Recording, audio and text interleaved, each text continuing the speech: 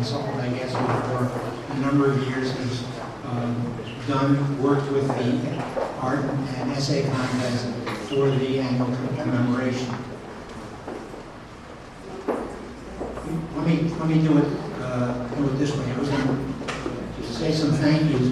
We have the honor, and it really is an honor, of having with us tonight Jack Pollock, who lives in Tuckahoe. Jack is a survivor from Holland. Jack is 98 years old and has more energy than I do. And Jack every year starts the show with a few comments of his own. So let me hand the mic to Jack, and he'll make comments, and then we'll come back. Very good. Can you hold it for me? Somebody had to hold it for me. Yeah, I know. Okay. This is a special week for me, not just because I'm coming here today after all these years I have been a participant in this wonderful service here, but because it is just this week that 66 years ago I was liberated by the Russian army on April 23 in 1945, 66 years ago. So you may understand what it means to be, after 66 years, to be able to have a wonderful service coming here today. In fact, I tell people really that I was liberated twice. I was liberated by the Russian army on April 23, and then we were afraid that we are going to be sent to Russia for 2 months, until finally American army trucks came and liberated us in May 1945. And as such, it is also very important that I can tell you that a movie which had been made of the love letters my wife and I have written in the camps, that she was just my girlfriend. Here's me sitting, Ina. The movie,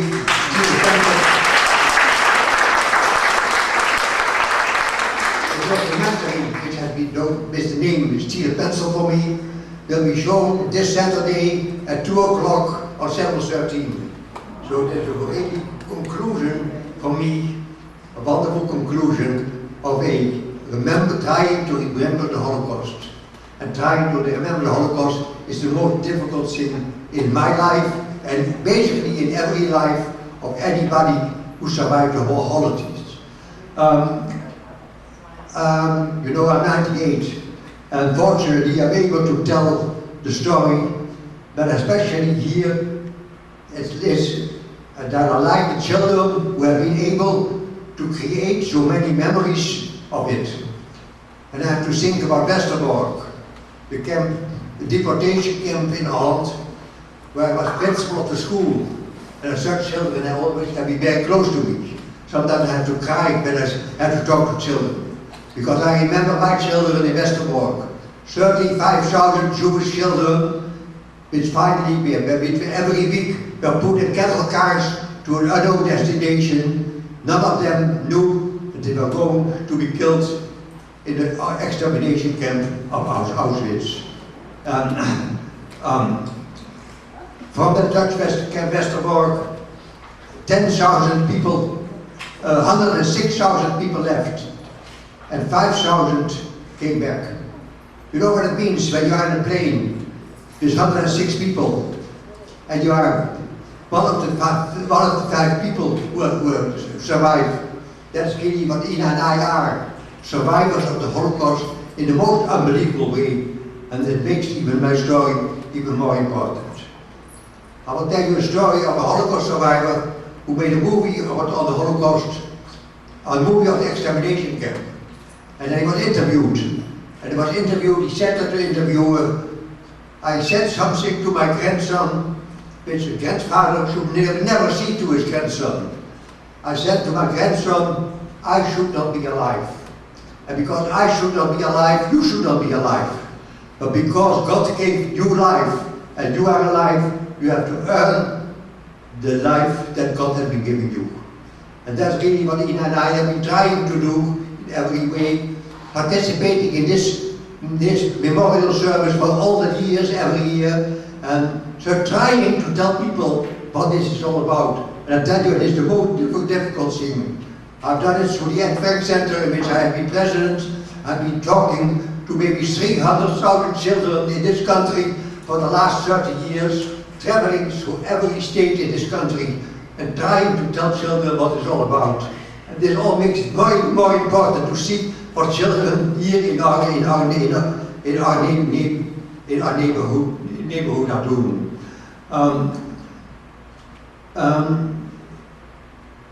It's unbelievably difficult to tell you about the Holocaust, because I don't understand it.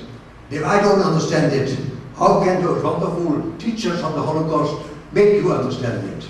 It was an unbelievable period, and that makes everything but here, what you are showing here, even more important.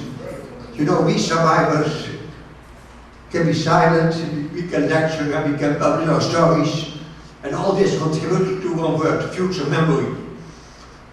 Memory is more than information, it's more than words. Of course, I know that the Holocaust happened. Even those years of study have even convinced me that I will never understand the Holocaust. But I appeared, and I want today to transfer my memory to you. One day, perhaps 30 years from now, when there are no survivors are left, it will be your turn to speak to us. And you will say that you were present when a survivor was a witness and made you a witness for the witness. And when you are no longer be able to, that the next generation will speak for you. And this way, for years to come, the Holocaust will be done. And again, I come back to the fact that I'm here showing young children, trying to understand the Holocaust, in showing us what it's all about, is something fantastic. Let me finish with the 6 lessons which I give to everybody when I speak.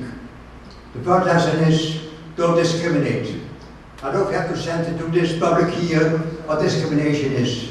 Doesn't matter if it is non-Jewish people against Jewish people, or white people against black people. Discrimination is the most horrible thing in life, and we have suffered so much and know it.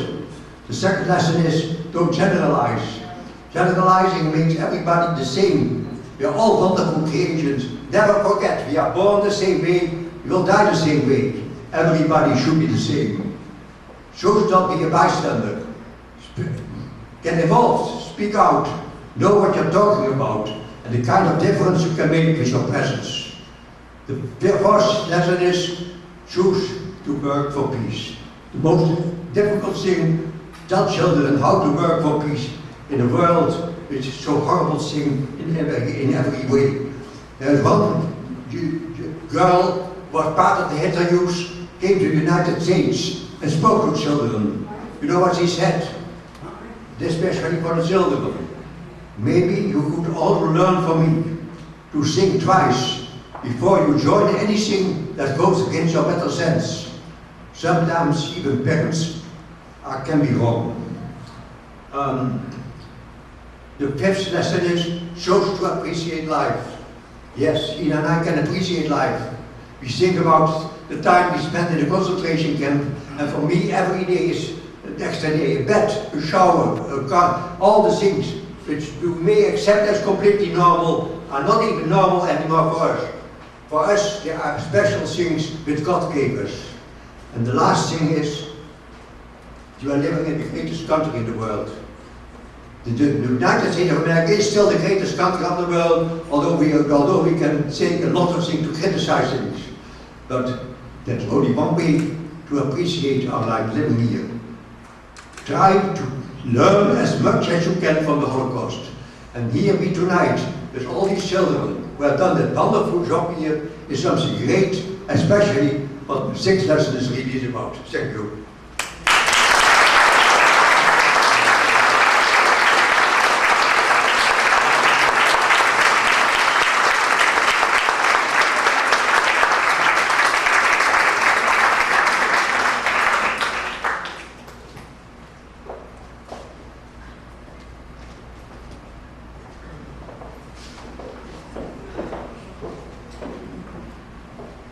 thank you, Jack.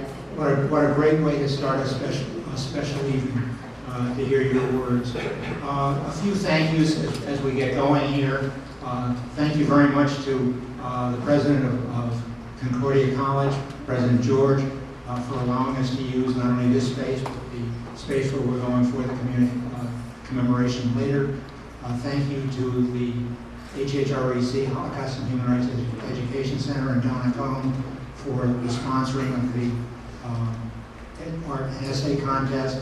And thank you to Patricia Miranda, who's the gallery, in charge of the gallery here, who allowed us to use the gallery and set up these art pieces as you see them on the wall. I certainly didn't do that, nor could I. And then finally, thank you to the judges. We spent a full day here at Concordia judging not only the essays but the artwork, and I want to tell you, certainly as you look at the art, you can see that it was no easy task to make decisions. Thank you, starting with my wife Jane. Thank you. Vicki Ford was one of the judges who was involved in giving the college this wonderful space. Fred Moses, who's here someplace, I saw him come in. Joanna Perry, who's a professor here at Concordia, and Julie Scalero, who's a teaching colleague of mine for years. So with that in mind, let's move on to the awards to the students. That's what you're here for. And what I'm going to do, I'm going to start with the essay awards. I'm going to start with the third place. In each case, go third place, second place, first place. Students, if you read your letters, and I hope this is not a surprise to you, we, in the letter, asked that you prepare a few words to say about your piece when you receive your reward.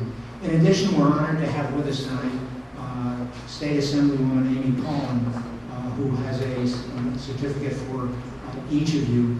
And what's going to happen is you come up and I'll give you your award from the Holocaust and Human Rights Education Center.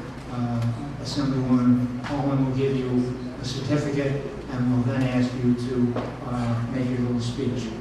Okay? Any questions, any problems at this point? So starting with the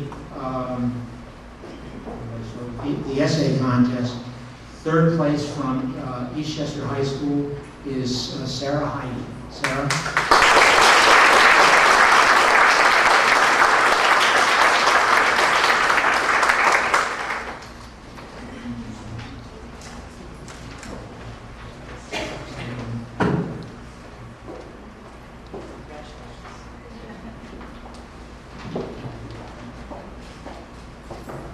I would like to thank everybody, of the people who have participated in the creation of this contest and ceremony.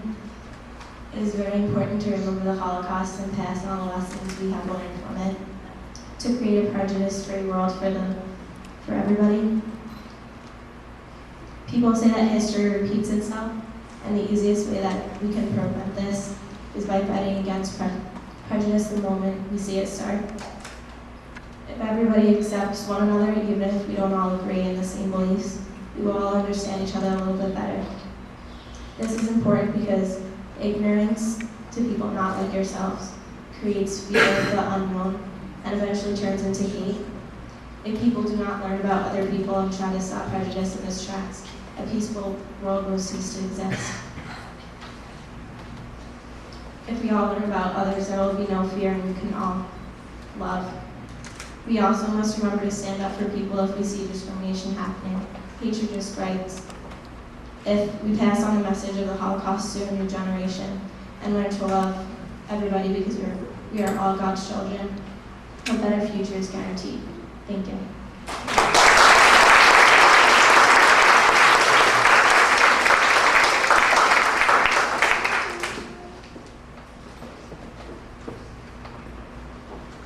The second place essay winner from Tuckahoe High School is Victoria Baez.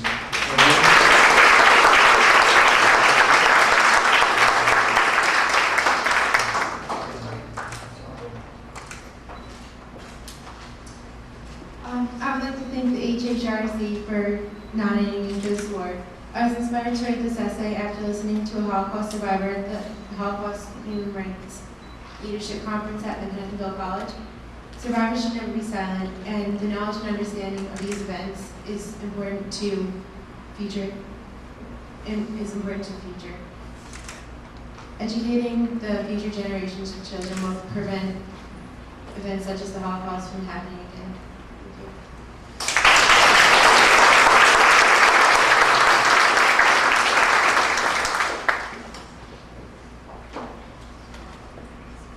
And the first place winner in the essay contest, and by the way, the essays, if you hadn't noticed, are pinned up on the wall. You can get an opportunity to read them after we're done here, is Paradis Gajadi. Paradis.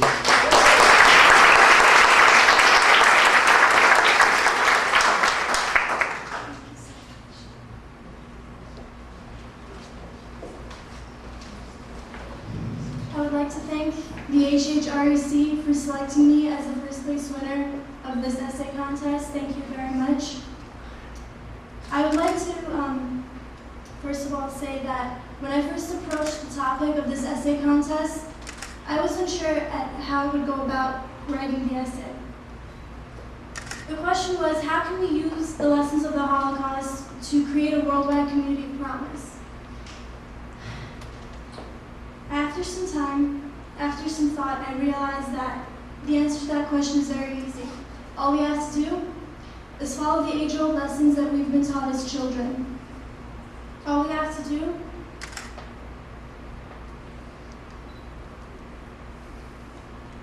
is practice the virtues of tolerance and love. Nothing can stop us from making our community of promise a reality.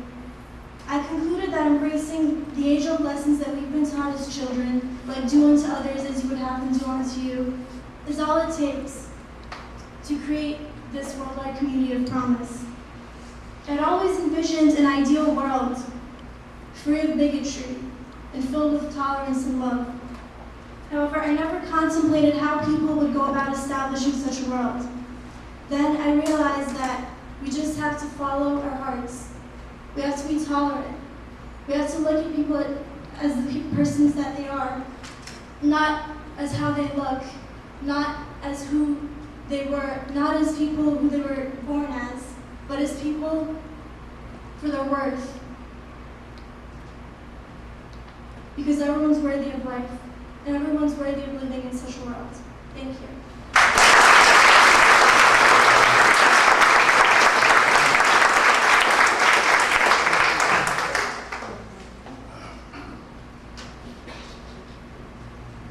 And now for the Poetry Awards, where we had a first, second, third, and one honorable mention that we felt was almost as good as the third place poetry, but not quite up to the third place, but better than the rest. And so the honorable mention goes to Emily DiRienzo.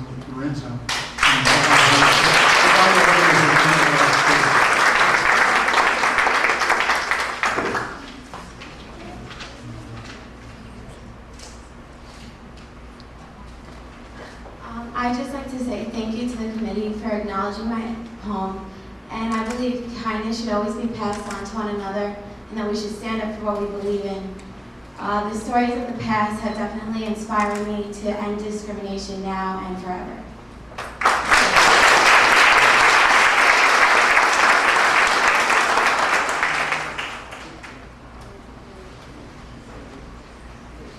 The third place winner in the poetry contest is Laura Pianquadio from Tuckahoe High School.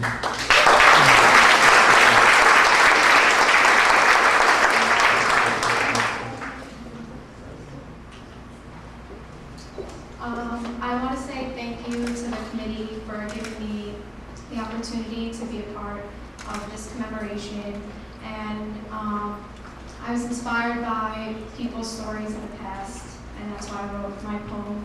And I think it's very important that we look to the past in order for us to put an end to discrimination in the future. So, thank you.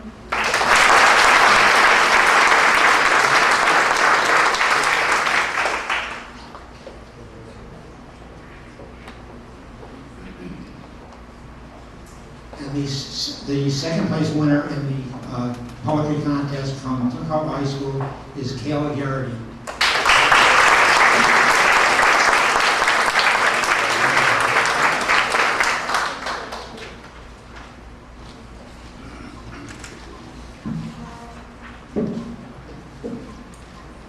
First of all, I would like to thank the HHRC for sponsoring this contest and also nominating me a winner. I enjoyed writing about the Holocaust because I find it interesting, and I would like to thank my teachers for guiding me in writing. Thank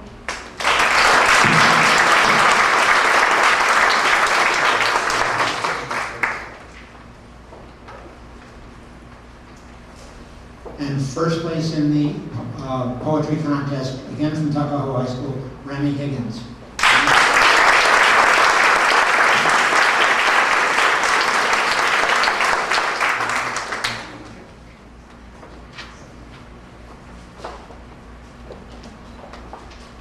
I want to thank my mom and the committee for giving me this opportunity to enter the contest. My poem is about a 15-year-old boy who was shot for helping a friend. Thank you very much.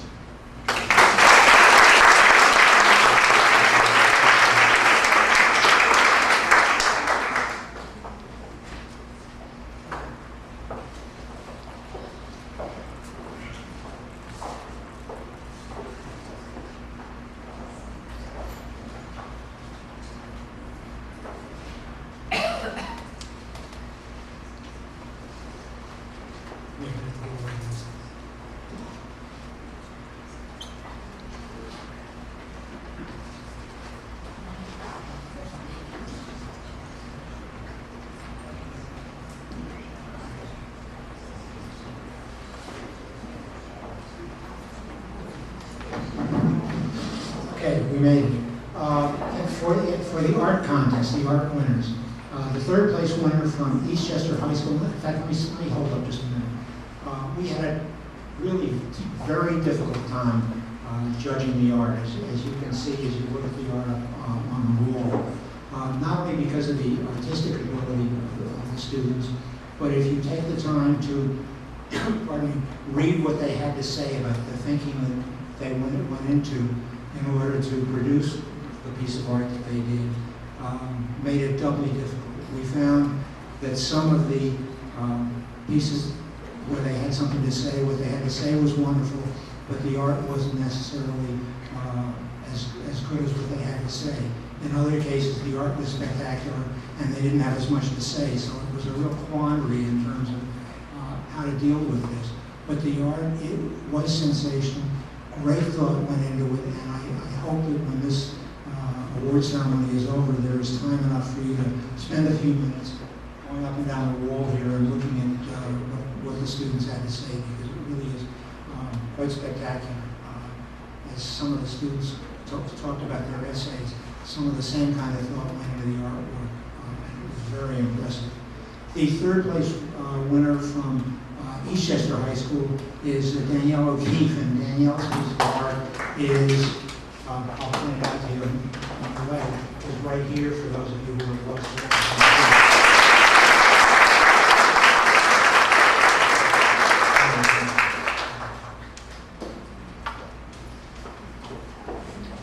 Thank you to the committee for allowing me to be part of this.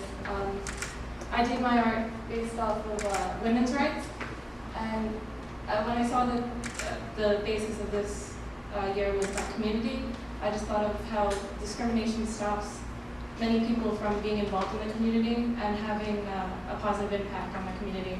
So I just showed how a woman being discriminated against could do so much, and she's not allowed to do any. Thank you.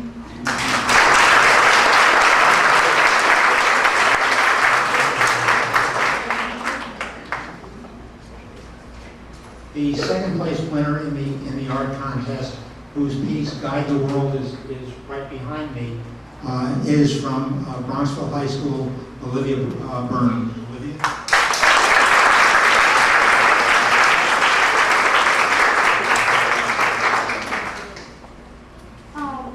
I'd first like to thank the Holocaust and Human Rights Education Center for recognizing me with this award, as this is truly a very special honor and one in which I'm proud to be a part of. In my piece entitled Guide the World, I wish to convey the message that community to me means reaching out to all people throughout the world, not just in our own backyard. And with that comes the understanding of a common goal, and that is the promise of peace. Thank you again for this award and giving me the opportunity to participate in such a meaningful event.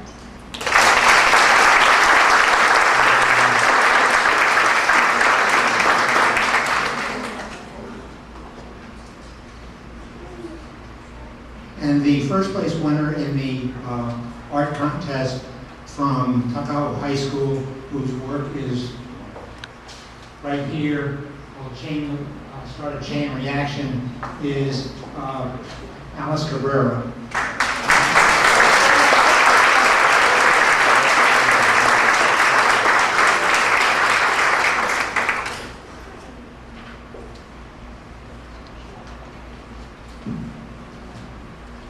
At first, I would like to start off by thanking the people who have chosen the judges. And I'm sure there were many people who were qualified to win this contest, first place. And I'm truly honored to win this important award. I would also like to thank my parents for their support and my guide through everything. And I would also like to thank my art teacher, Ms. Capretti, for her non-stop support throughout high school. I was inspired to do this painting by Rachel Scott and Anne Franks. Anne Franks was part of the Holocaust, who was in my age, and unfortunately she wasn't a survivor. I think she wasn't. And thank you for this award.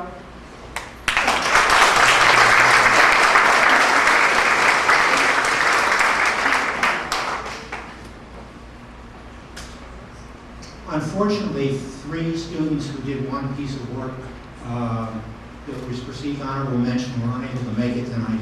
And their piece of work, we thought when we judged it, was very interesting. And certainly those of you from Tuckahoe High School want to take the time to spend a minute and read what they had to say.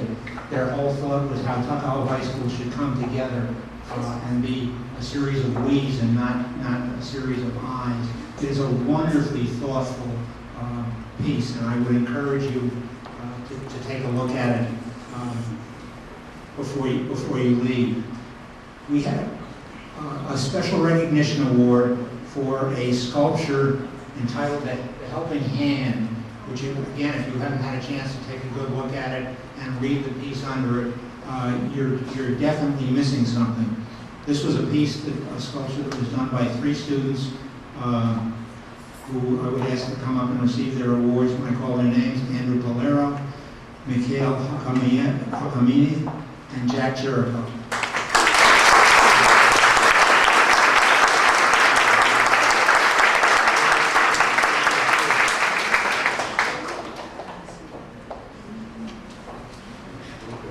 On behalf of Andrew, Jack, and I, we'd like to thank the committee, and we'd like to show our appreciation on receiving this award for not only the work that was put into it, but also the importance of the message.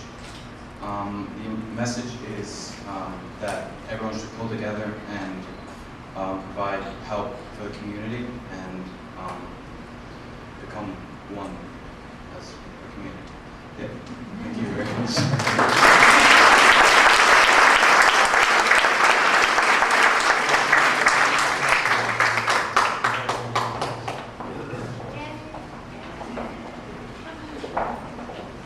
Congratulations to all the winners. They really did a spectacular job, not only with their artwork, but very impressive presentations as they went out and accepted their awards here tonight. The students, again, if you read your letters, you will be escorting a survivor when you go downstairs to the next building for the commemoration. You will be escorting a survivor of the Holocaust into the commemoration itself. So I guess what I'm going to ask you to do is, Susan Rothschild is in charge of the survivors. Perhaps Susan, you would stand up so people might know who they're looking for. And when you get downstairs, look for Susan and she will pair you up with a survivor for the beginning of the commemoration. We have a little time. Are there any other messages, Pastor Roy, or anything we need to do here before? I thank you. I congratulate all of you. The teachers obviously did a tremendous job teaching this.